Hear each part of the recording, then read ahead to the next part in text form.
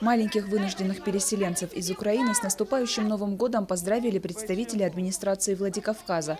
С подарками в санаторий «Осетия» приехали Дед Мороз и Снегурочка. Здесь находятся 55 беженцев. Из них 12 детей школьного и дошкольного возраста. Каждый получил сюрприз в честь наступающего праздника. Ни одного ребенка не оставят без внимания. Тех беженцев, которые проживают не в санаториях, а у родственников, поздравят в школах и детских садах. От администрации приехали поздравить деток с наступающими праздниками, вручить им подарки.